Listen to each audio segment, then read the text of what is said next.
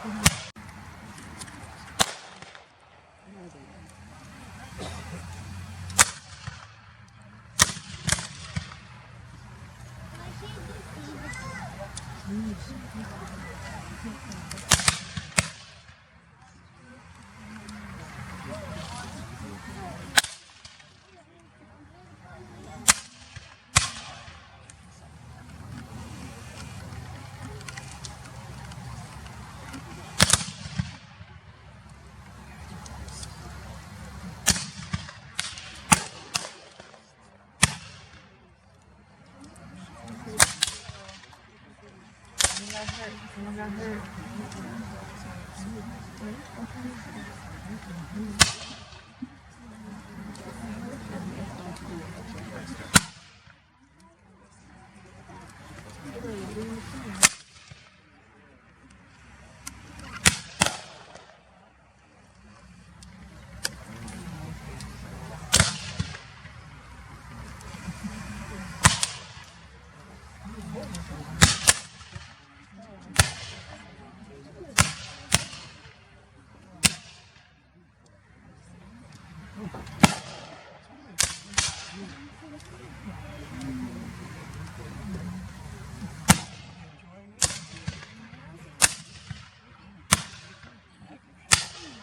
Trade?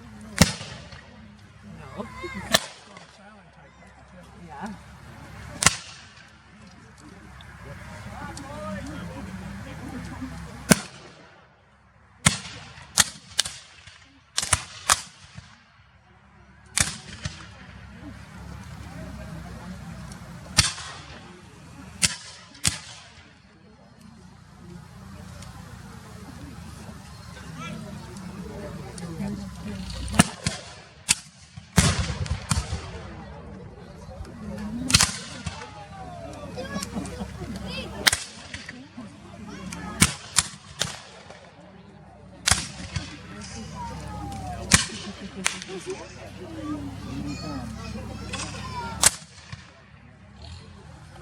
We'll see.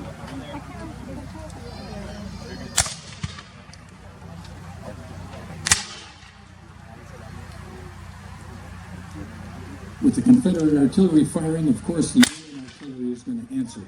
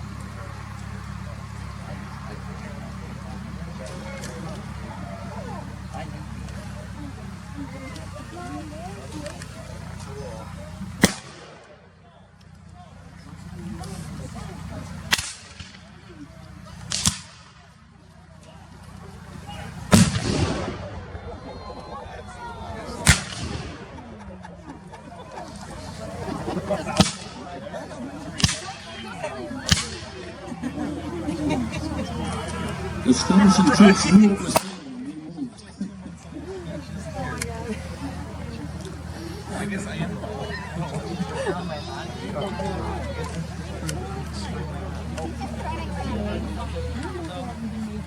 From this point, you can see the Union forces have taken control of the hill.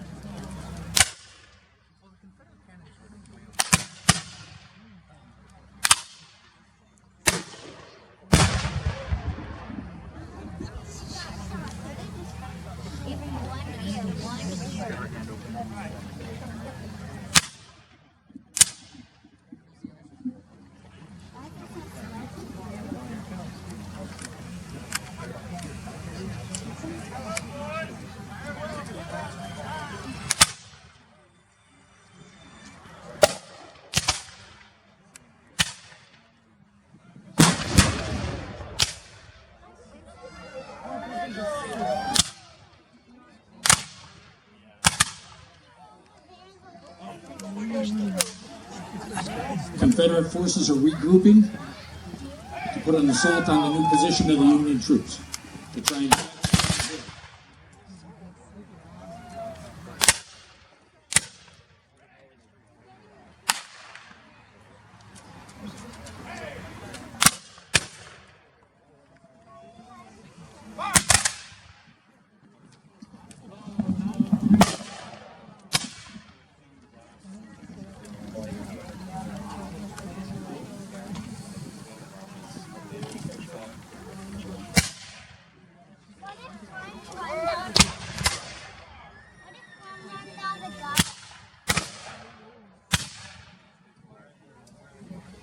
Why is that guy just flying up?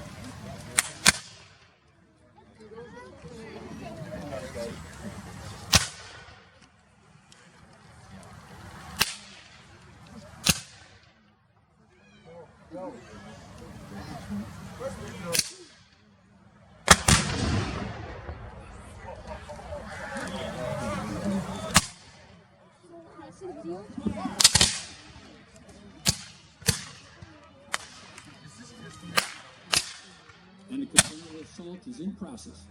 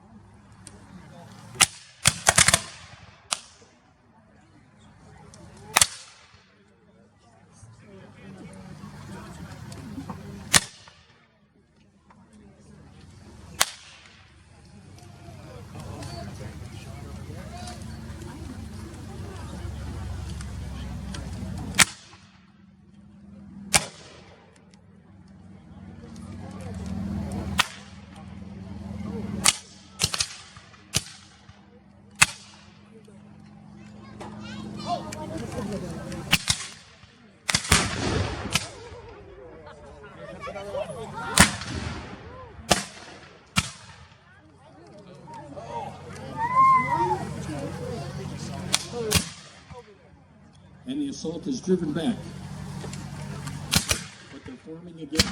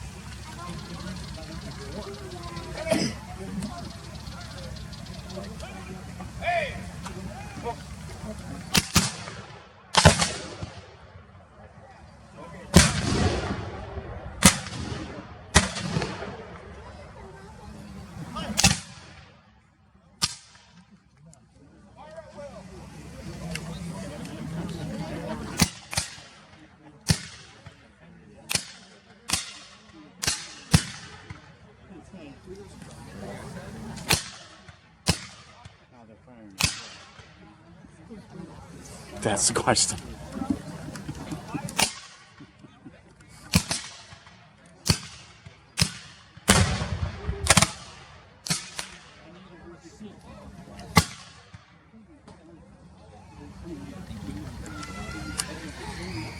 Just as for those who didn't hear it, normally they fire in cadences where the whole group fires, but there was a command from the Confederates to fire at will, and that's when you start hearing the sporadic fire, as opposed to one weight and everybody shoot.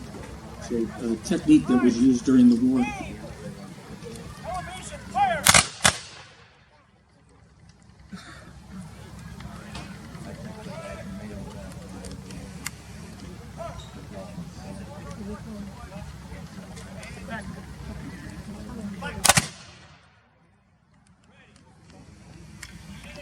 And a repeated assault is out. Yeah, a lot of people know.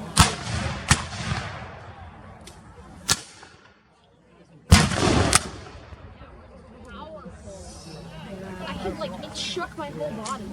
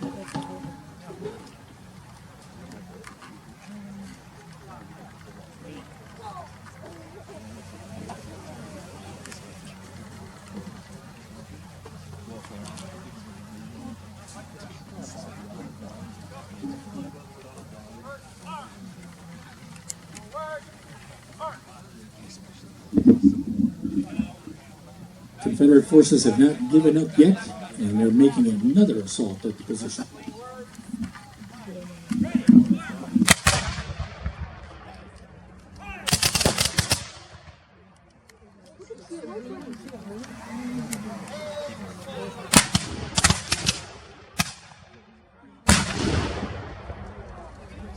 Look at that ring.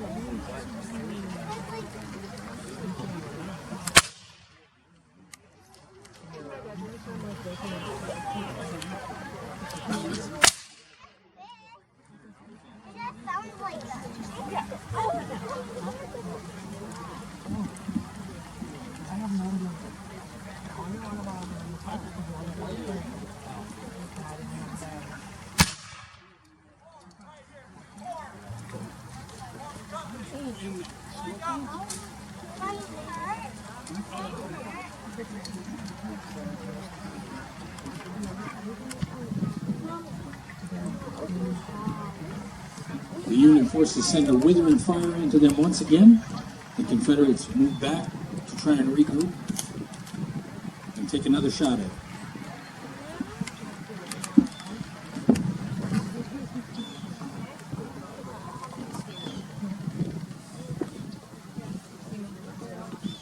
Yeah. It's super scary. Yeah, it's a lot of fun.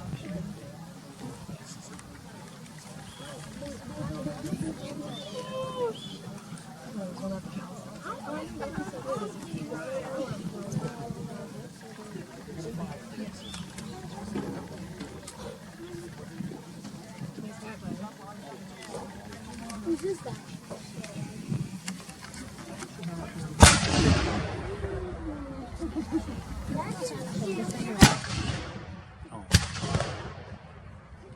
They shot another cannon.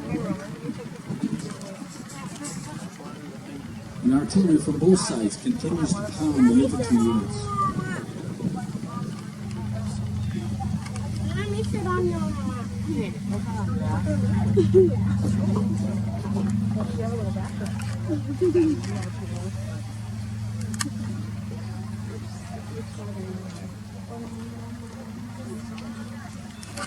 I mean,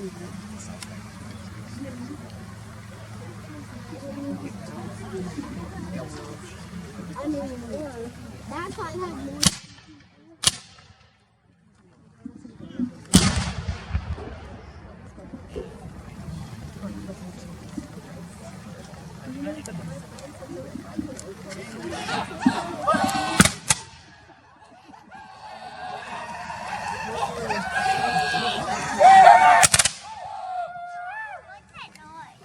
Ready! Hey! Fire!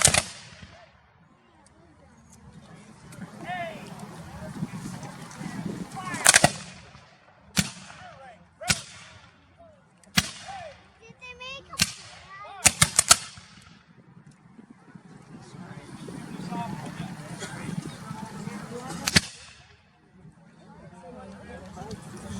As you heard, that was the infamous rebel yell, which would send fear into any Union soldier that heard it.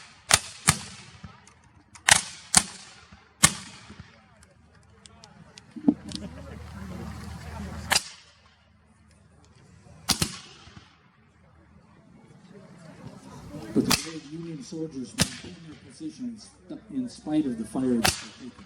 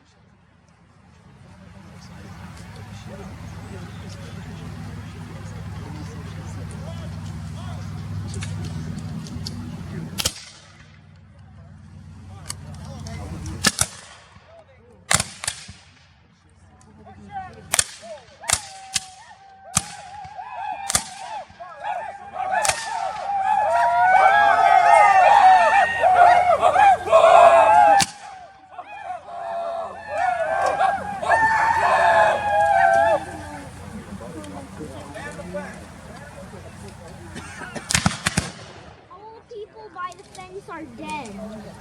Confederates gained ground, but the Union forces pulled back to regroup and strengthen their position.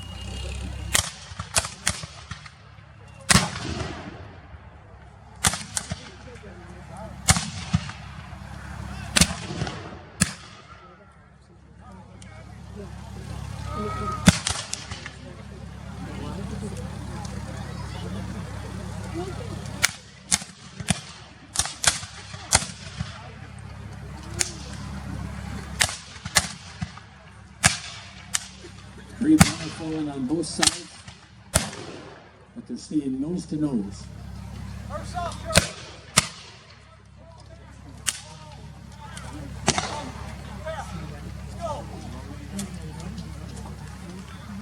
cavalry messenger is approached, giving them instructions that they need to pull back because they are needed at other points on the battlefield. So they are retrieving their wounded and regrouping. Two guys are almost dead.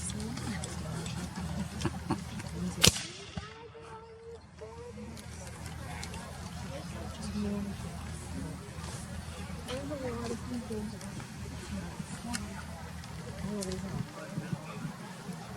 Do you know sometimes they're in daylight for a week?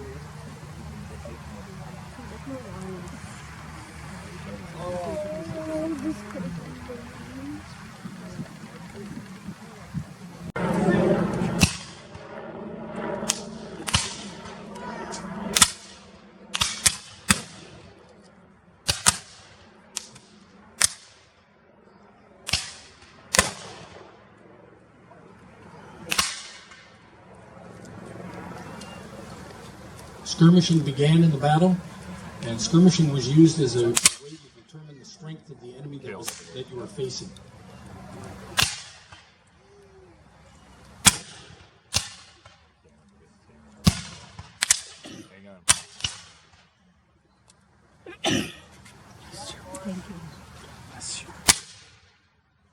As the battle got more aggressive, you will see that artillery will become involved as a warning to the crowd to prevent the noise from hurting your ears.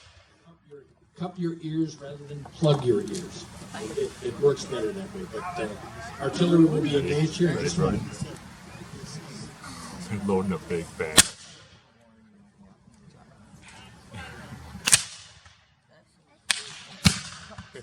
Yeah,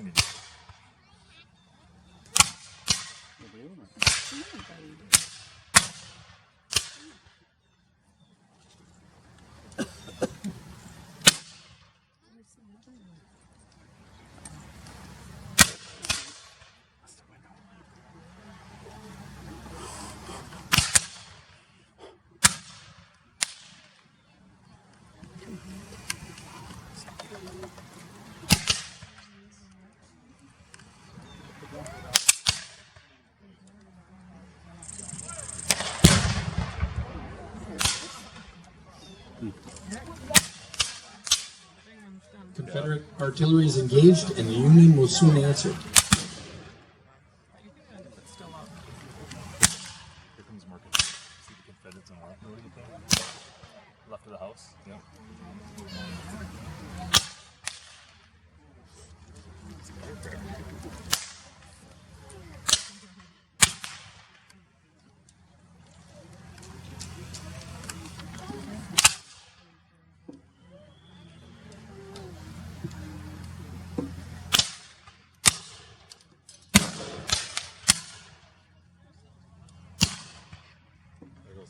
Caleb.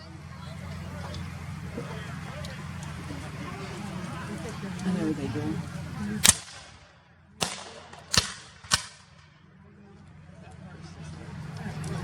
During the war, the technique was for troops to come up and do volley formation and fire, and then at the command of their officers, would go to firing at will. So you can see a column in position, but now they're moving in because the battle. Uh-oh.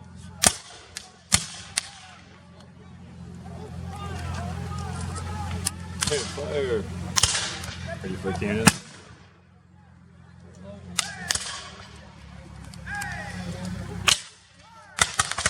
One of the things that you'll notice from this action, early in the war, troops did not have uniform colors.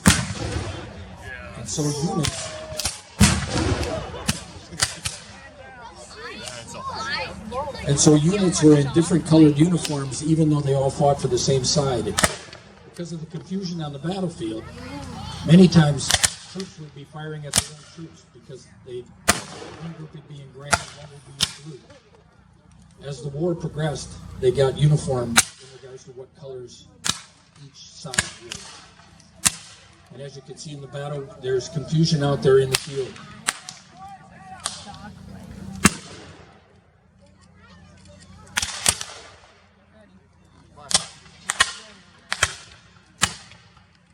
Ready? Here goes. Which one are you looking? All right.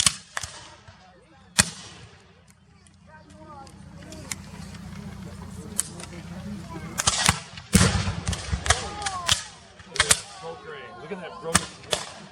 No, did it? Apple. Wow. Ready? It's gonna be loud.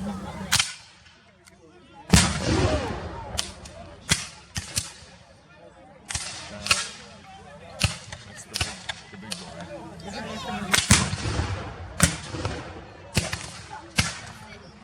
It's starting. Imagine how loud that is. It'll take 1 minute. As many of you know, the use of capital is extremely important for battlefield communications.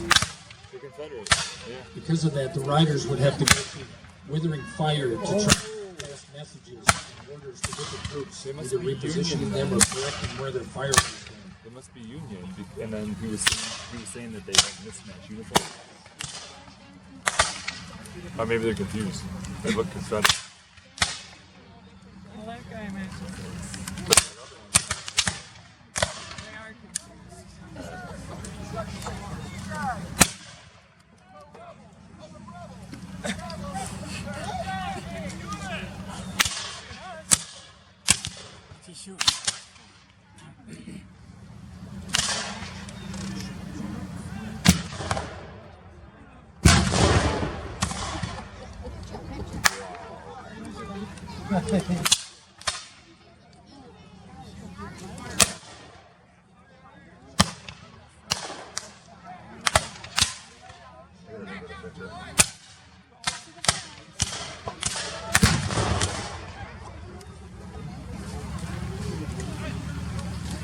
The surprise of the Union troops early in the day caused them to push the Confederates high ground in the hill, but throughout the day, as represented here, the Confederates made multiple attempts to dislodge the Union from the high ground.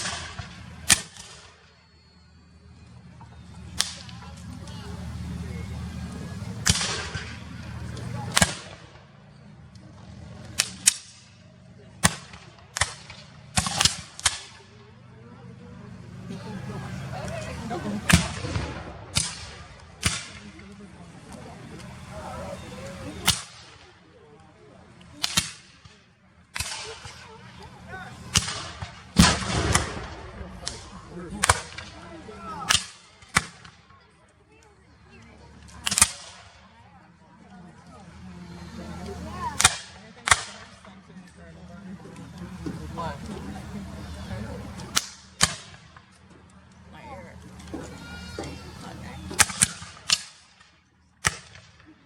Never mind.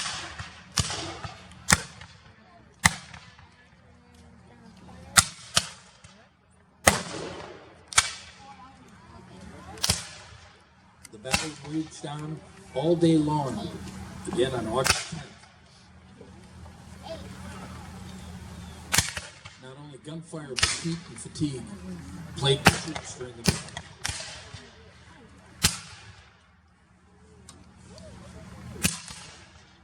Ready.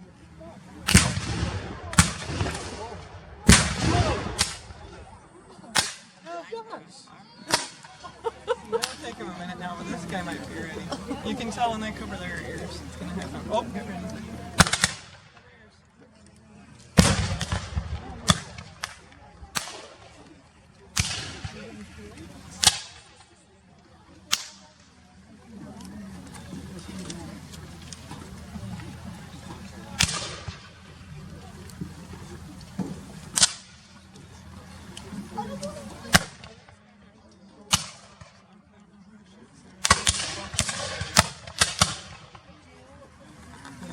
keep shooting at each other.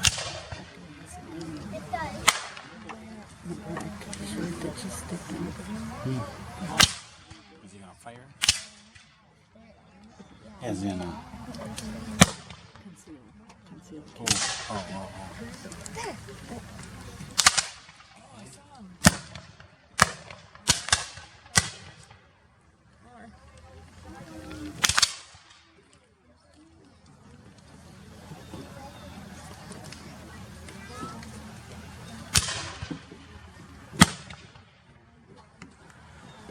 To get an idea of how efficient the soldiers had to be, if you were considered very adept with the rifle, you could fire and reload 3 times in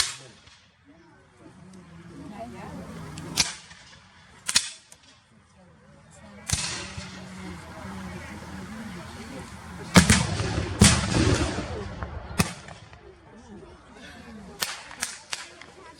The battle itself was fought with a smaller Union force than the Confederates. The Union had about 5,400 troops on the field. The Confederates had 12,200.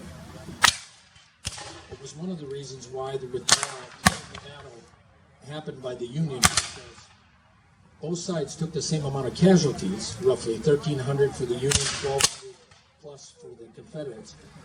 But as a percentage, the Union suffered about 20%. And they were forced to retreat back to Springfield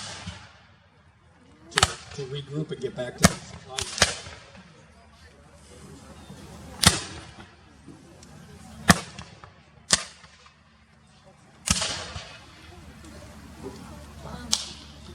By military standards, the battle was actually considered a draw, but because the Union left the field, it was a Confederate victory because they possessed the ground.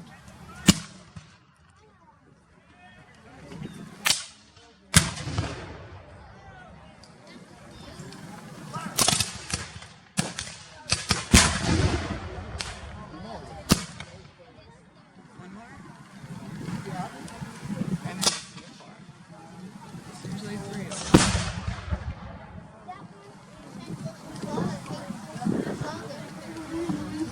During the battle, the Union general Nathaniel Lyon was actually killed. He was wounded on the field, taken to a hospital, and he died there. And he would be the first Union general to die in battle during the Civil War.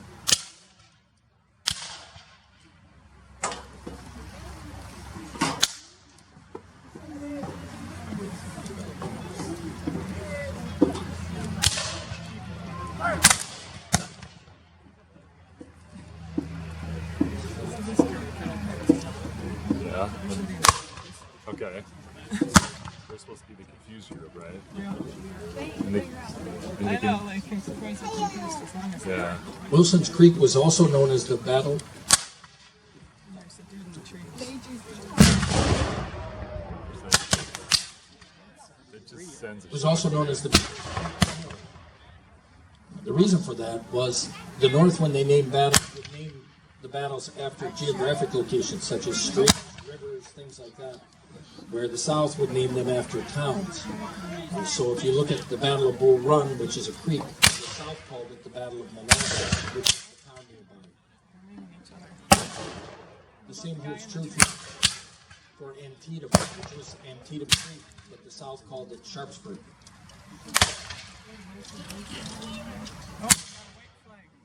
kind of horse said, "Stop shooting at us." Thanks. What's the matter with you?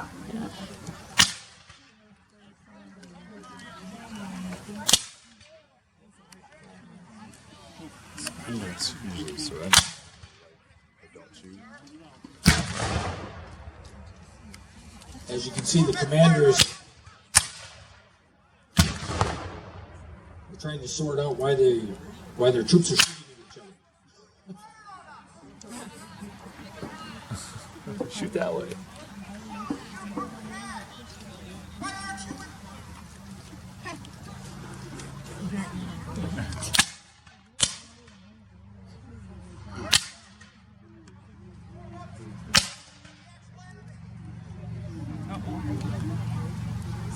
They didn't have a chill bill back then. See?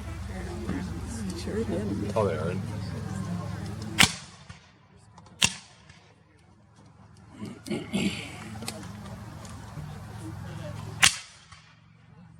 And this is a small representation, but during the battle, obviously with all the smoke and the carnage and the bullets flying, confusion was very easy. And obviously the commanders of the Southern forces are trying to work.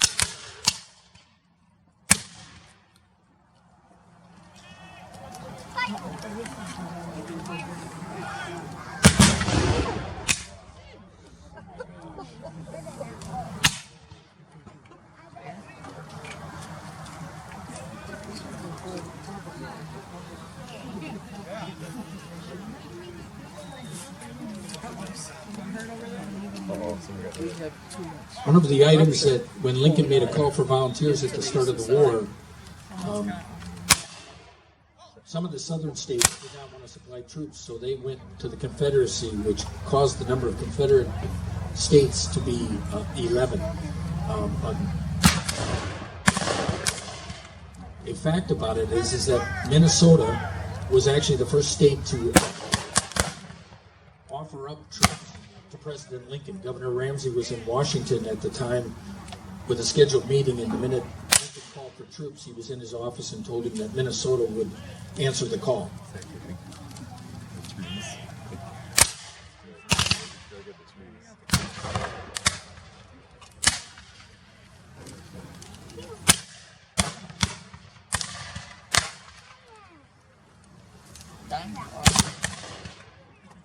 See it?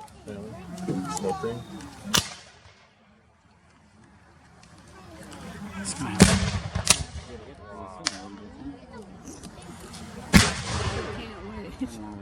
Yeah, he would be.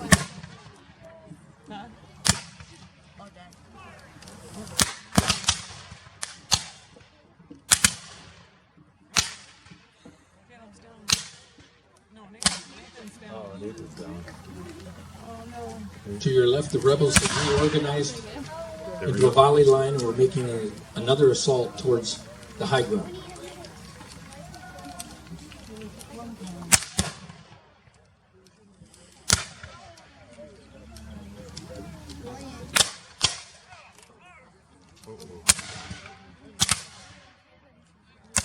Five minutes left on this They only had card, some guns so on. he better do it fine.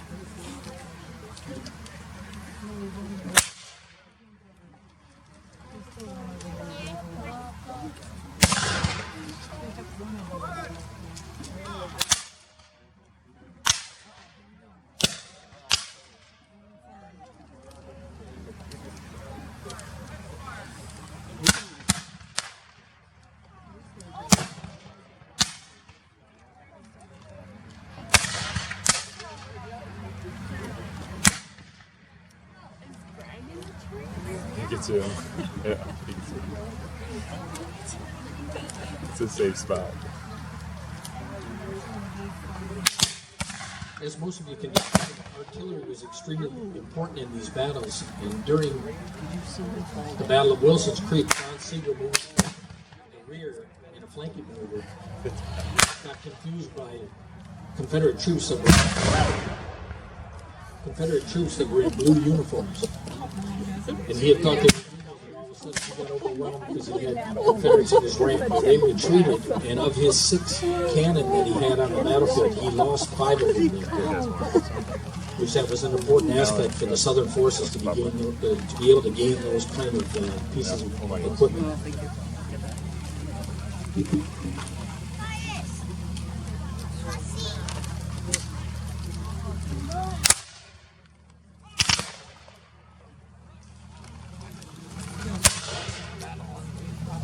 Yeah.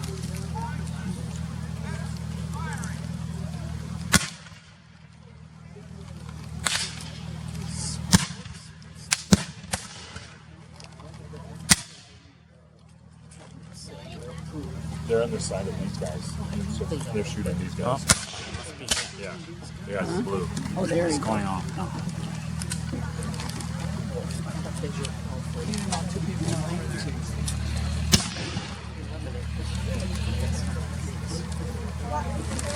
Another aspect of the war was the attention to the wounded. early on in the war,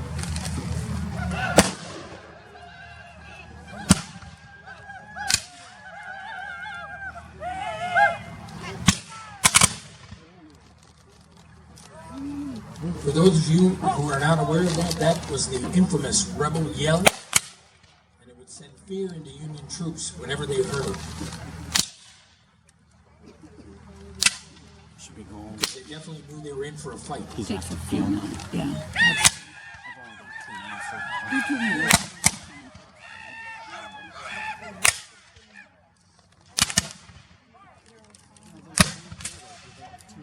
Yep.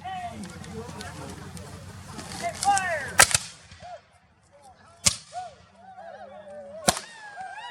Oh no.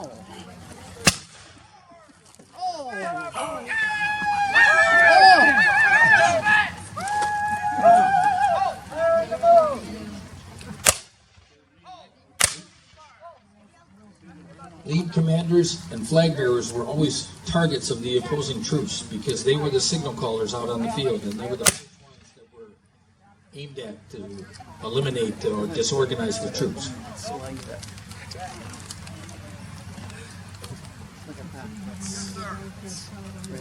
Very serious, very sad.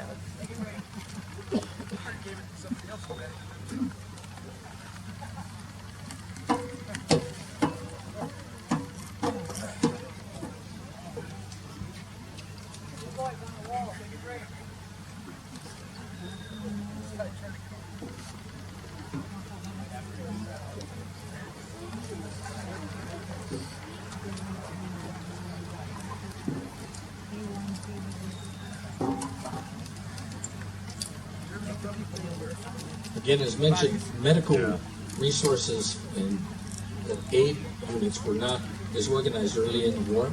Because of that, a lot of the troops had to tend to themselves on the field, plus litter out their own people because they didn't have ambulance networks, things like that. In the local areas, civilians would open up their homes as hospitals to deal with the carnage of the battle. One of the aspects that you can see